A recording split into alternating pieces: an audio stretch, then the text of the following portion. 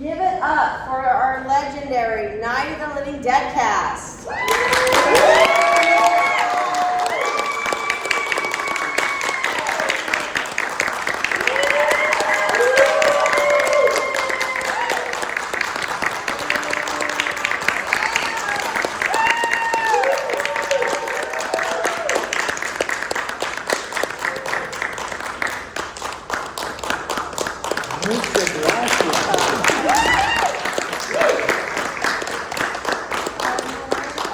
Kyra, there we go. I'll be there.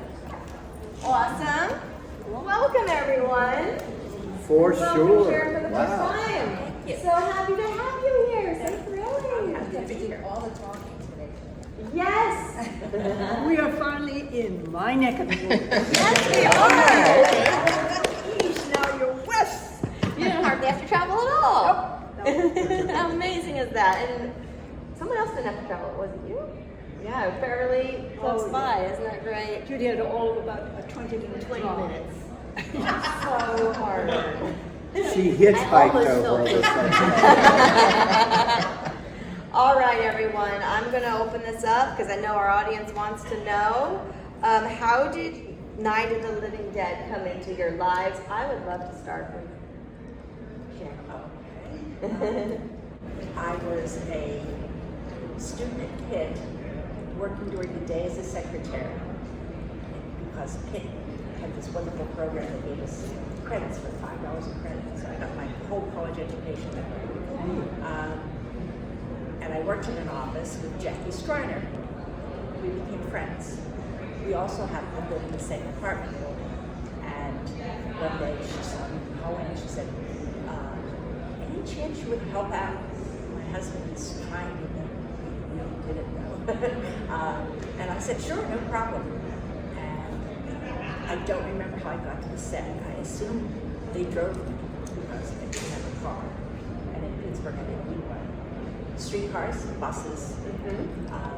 So they took me out, brought me back, and that was how I got involved. Oh, yay. And I thought it was, I knew how important this movie became over time to people.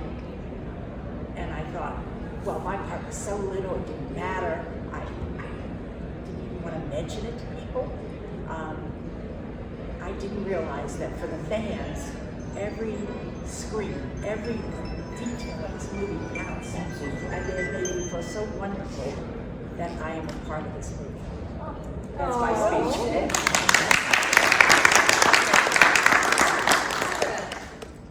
Oh, okay. Well, how I became involved, my dad was Carroll, he was one of the producers, and he was also Harry Trooper, so he played my father as well. So that's how I got involved.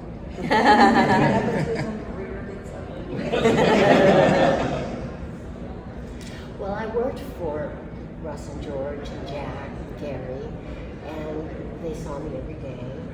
And I think everybody I knew was in the film in some fashion. And so I think that they wrote that little part for me, I believe, just so that I wouldn't bitch. So that's how it got to me. Aww. Carl Hardman played a very important role for me. I began working with Kai's father way back doing radio and television voiceover work. He had a wonderful recording studio. At that time it was Hardman and Associates. How I loved going down there, and we'd just laugh and record and have the best time. I was working in musical theater when I was doing that. And I thought, wouldn't it be exciting to go to Hollywood, because I'd love to break into film. I was so idealistic at that time. Went off to Hollywood.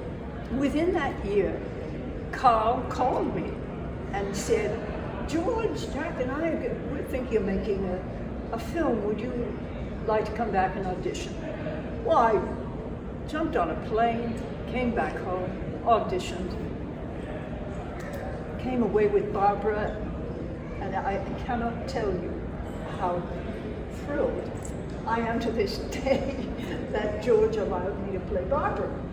That's how I got the role. And last but not least, Well, about 8 years before Night of the Living Dead, George and I was an actor trying to find work.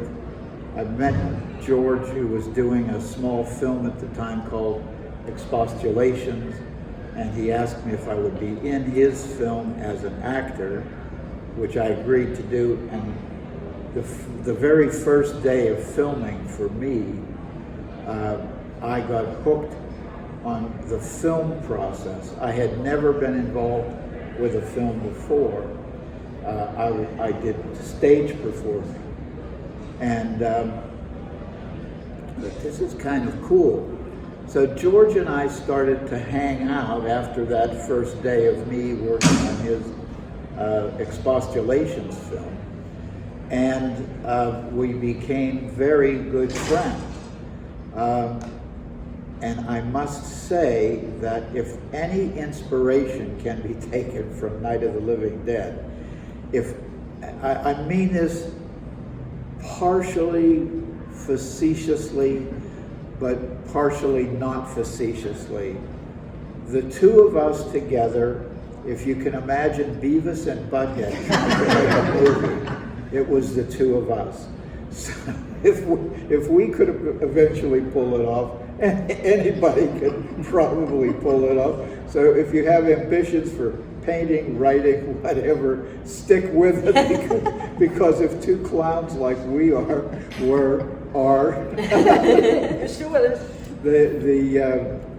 anybody can do it.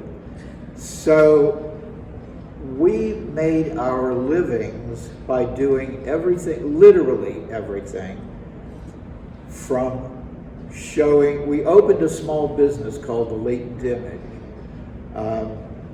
One of our very, very early jobs, this is no exaggeration, was to take photographs of flower arrangements for Jewish holidays. Now, whoever knew that George Romero was an expert about Jewish holiday flower arrangements? The truth is, he wasn't, I wasn't. We hired a photographer who turned out to be Bill Heinzman, who was the #1 zombie in the movie. He was a still photographer in the Navy, and we introduced him to our client who needed these flower arrangements photographed, and that's how we pulled that one off. But we also did everything from, we showed movies in bars on the south side of Pittsburgh. We persuaded the bar owner that showing movies on Thursday nights was a good way to attract business, and blah, blah, blah. From that kind of thing to taking a shot at making TV commercials, documentaries, anything that needed to be filmed, we figured we could figure out a way to do it. So that's how I met George, and after 8 years of slaving in the vineyards, we finally, the ambition was always to do what we called a real movie being a movie that you had to show up in a theater to see. And in 1967, we finally got our chance to do that. And Night of the Living Dead was released in 1968, and that was the byproduct of our first real movie.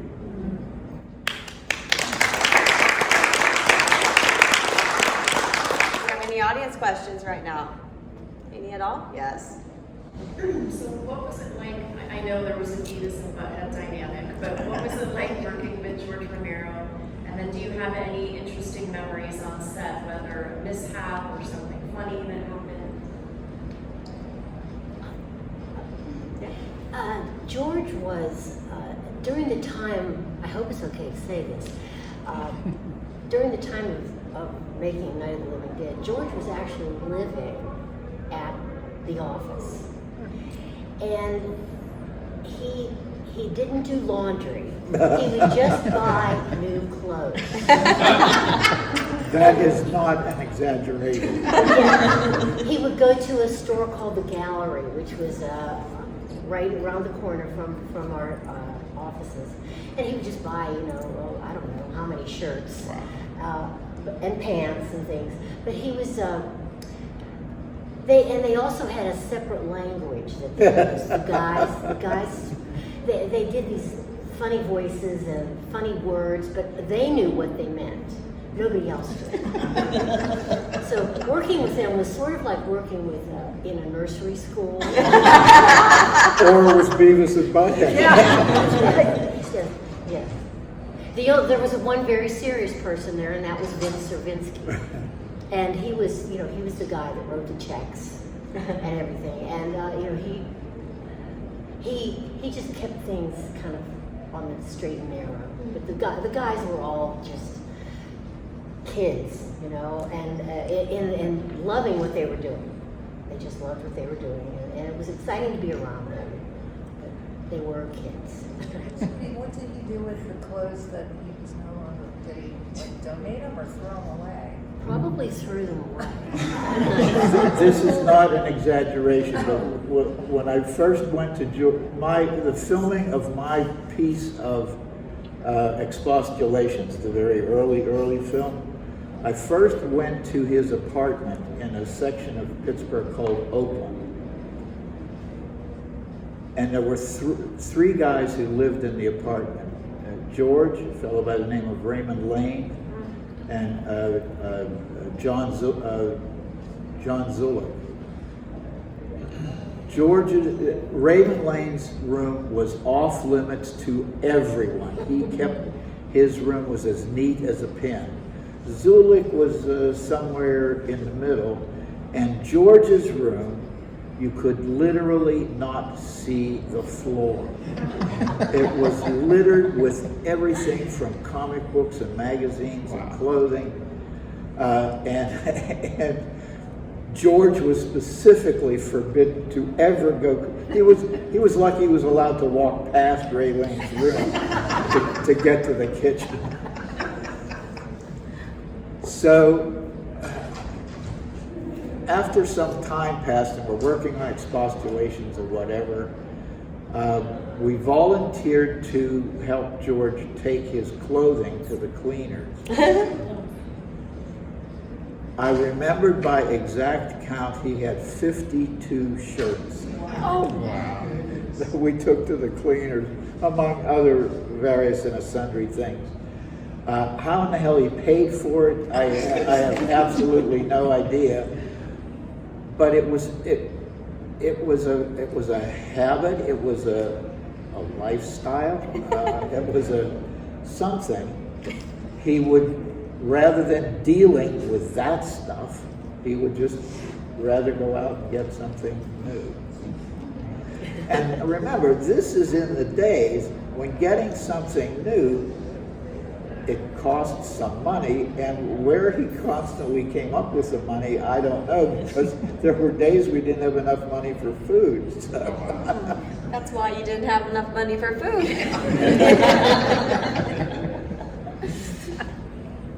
Did anyone else want to answer that? Working with George? Well, I had an incident. If I've said this or you've heard it, just tell me to time out. I, too, became fascinated with the behind the scenes. I would sit when not filming in front of camera, I would watch George.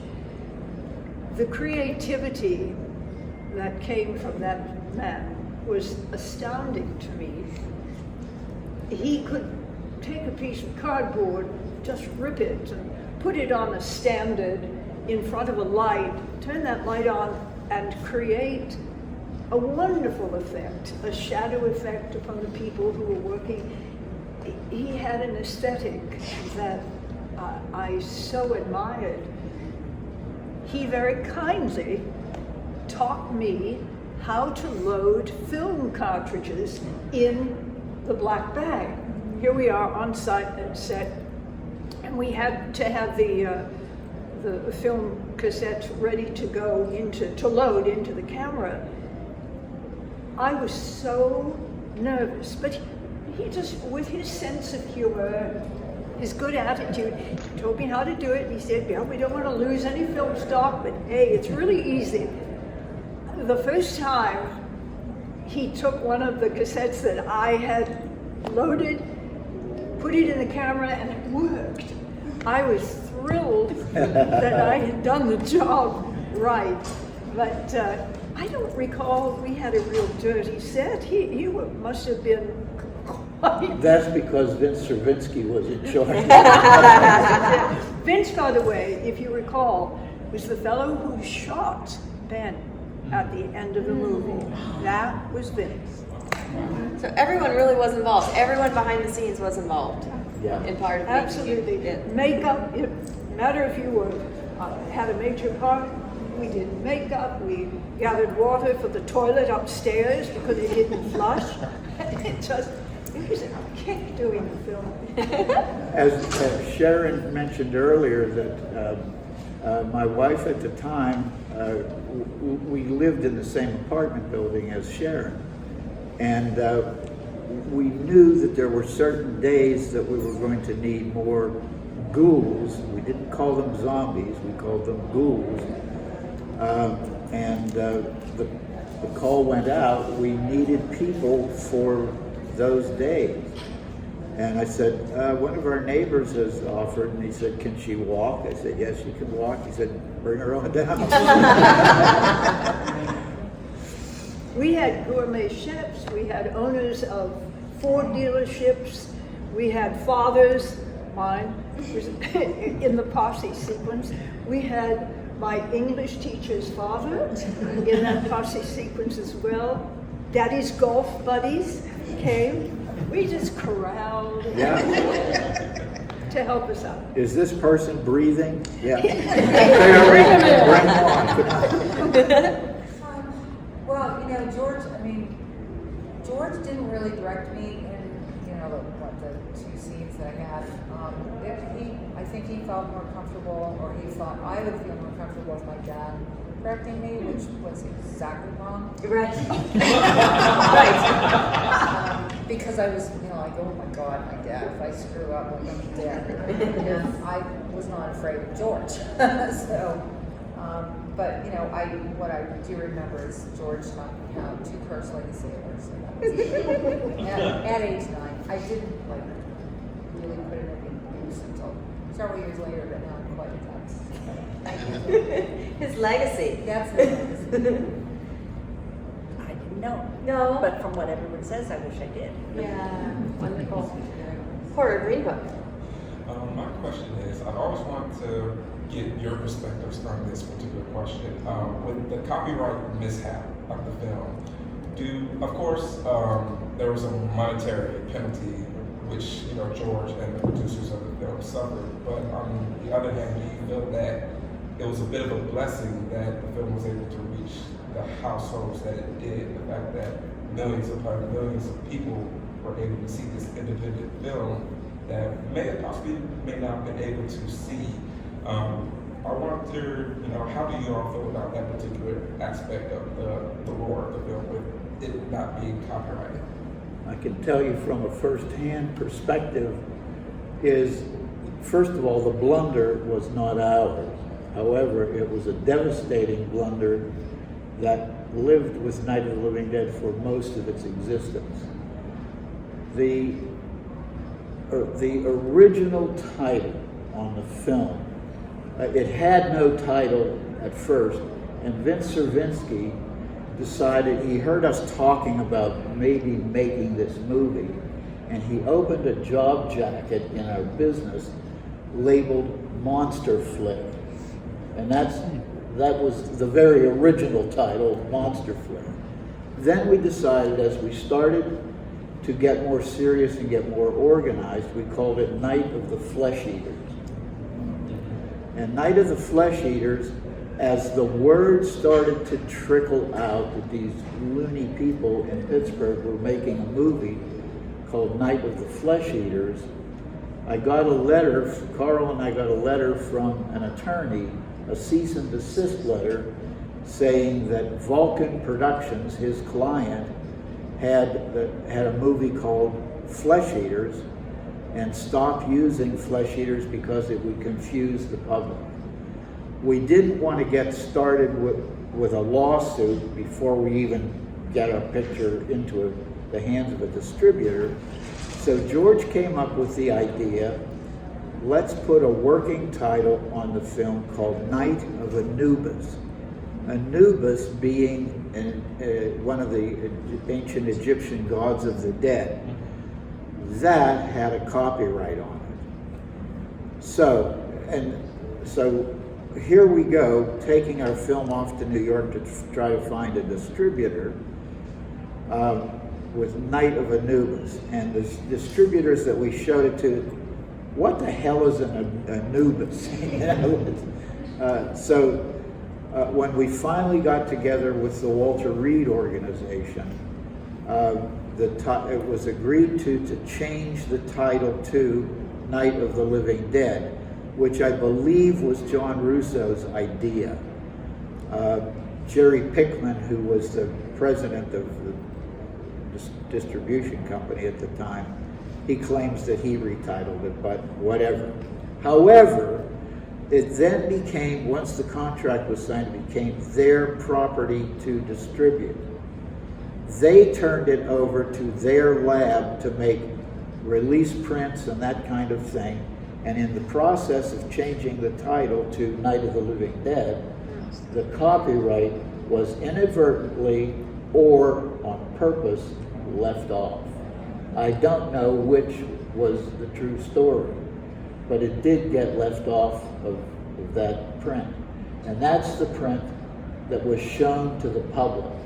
We didn't get our first premiere prints didn't come into the movie theater in Pittsburgh for the premiere until the afternoon of the premiere. And by that time it was 1,300 people coming to see our first movie. We had no opportunity to rectify it, to change anything about it, because the copyright law at that time, which has since changed, was quite stringent. If you released a book, a movie, whatever, you lost the title, you lost the copyright forever. In answer to your, a long-winded answer to your question, I think that probably had something to do with the success of it, because everybody was making copies and just, it was like open season on Night of the Living Dead, and therefore a whole lot of people who might not otherwise have had an opportunity to get exposed to the film. And that may explain why we're here still, 50 some years later talking about it. All due respects to all the great classic films that have been made, but when was the last time you saw a Citizen Kane t-shirt? Really? So it had something to do with it. So for a lot of people, Night of the Living Dead is kind of where they started for horror, but more and more now you're seeing people get into horror and then they'll have somebody tell them, oh, you have to see Night of the Living Dead. From your perspectives, do you think the movie works best as an entry point or for existing horror fans to discover? I think that historically, horror has been an entry-level genre. Why that is, whether it's a bias or a prejudice or a whatever, I don't know, but I believe since early on, I think that horror has been kind of the weak sibling of all entertainment. Why that is, I have absolutely no idea. But when Night of the Living Dead became popular, I think it inspired a lot of people to say, I think I could do something like that. And so not only did it serve its purpose as entertainment, it also has served a pretty good inspirational proposition. Matter of fact, so oftentimes in conventions just like this, people will come up and say, your film I saw when I was this big, it influenced me, and now I am in the industry. I'm working in the industry because I fell in love with your film. I've heard that so often, and it's a thrill that our little film had such an impact on people who have gone on to create their own dreams. And this was our dream. I got a wrap-up question. I like to close with this because everyone says, you guys included, how wonderful he was. Memories or stories you want to share about Dwayne? Yeah, I can talk about John. I had just one scene with him, and that was when my character had come up out of the basement, and I tried to attack him, and he had to like push me over toward the couch, and he was very concerned about doing that. He was a really gentle person, and I felt really comfortable around him, more so than almost anybody else on set, including my father. I was, for whatever reason, I was very drawn to Dwayne. He had this sort of calm, like Zen thing about him, and I guess I must have developed some sort of crush or love or something for him, because, and I don't even think I was aware of that, but I cared for him a lot, and I really hadn't been around him much. And when we had the day of the premiere, all of the female cast were sent roses, turns out by Image 10. But when they arrived at my house the afternoon of the premiere, my mother answered the door, and she said, "Oh, Kyra, these flowers have come for you. You know, a dozen roses." Like, I was 10 years old then, at that time. Like, who gives a 10-year-old a dozen roses? And I said to my mother, I guess she hadn't read the card yet or whatever, but I said, "Are they from Dwayne?" And she said, "Oh, maybe they are. I don't know." And she never let on, once she read the card, that they were from Image 10. She never told me that. So she let me believe that they were from Dwayne. So, it was, obviously, like, I felt something. He never knew that, of course, because I never ever saw him again. My dad was good friends with him. My dad saw him several times afterwards when we were good anymore, but I never saw him again. No. Did you have any experiences on or off?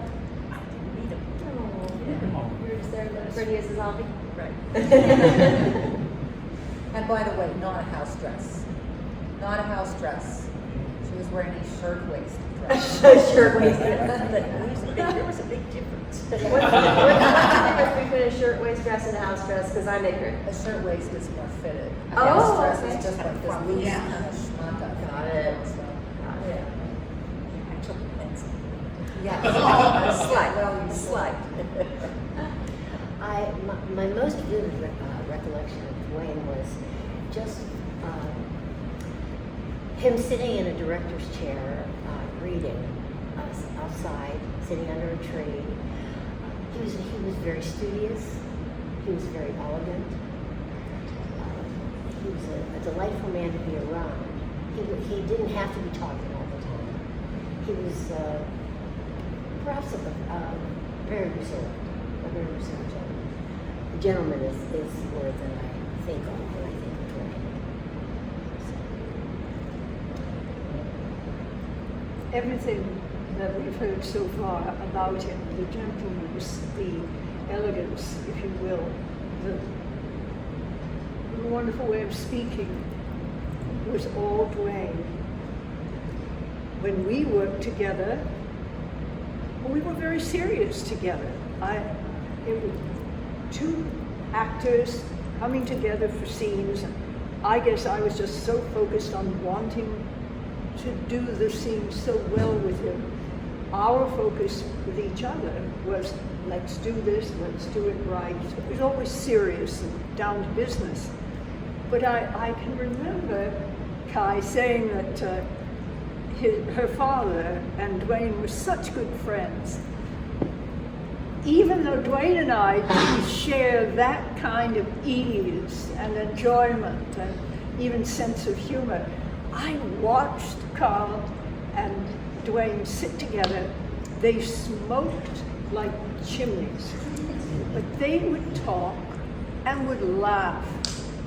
That's when I saw that side of Dwayne that I really never worked with or interacted with on screen, but he and Carl had that wonderful friendship. Originally, our friend Rudy Ritchie was supposed to play the character of Ben, and we were introduced to Dwayne, who was from a community just outside of Pittsburgh, but we didn't know it. A mutual friend, Betty Ellen Haughey, introduced us to Dwayne because she met him in New York. He was off in New York. He had left Pittsburgh and was off in New York making a living and teaching and so forth. And she said, my friend, Dwayne Jones, this is in the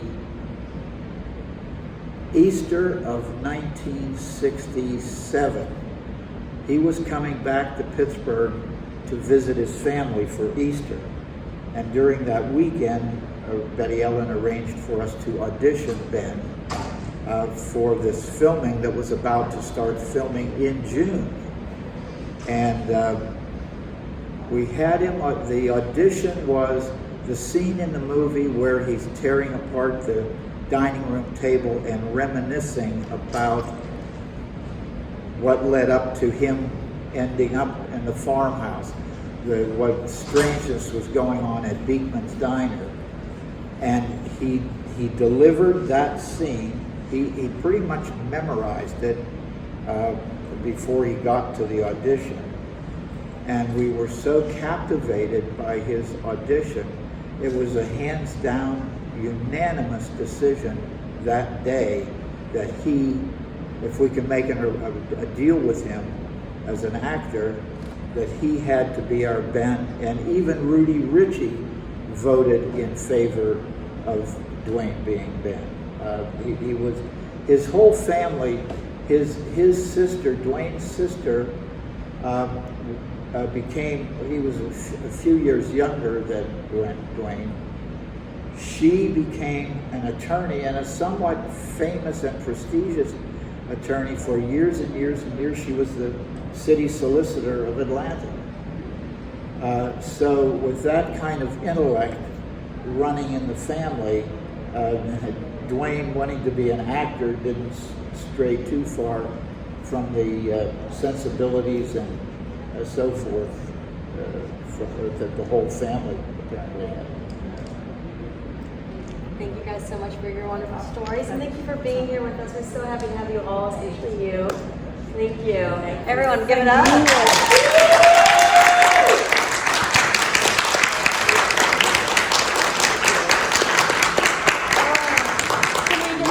One final thing to keep in mind.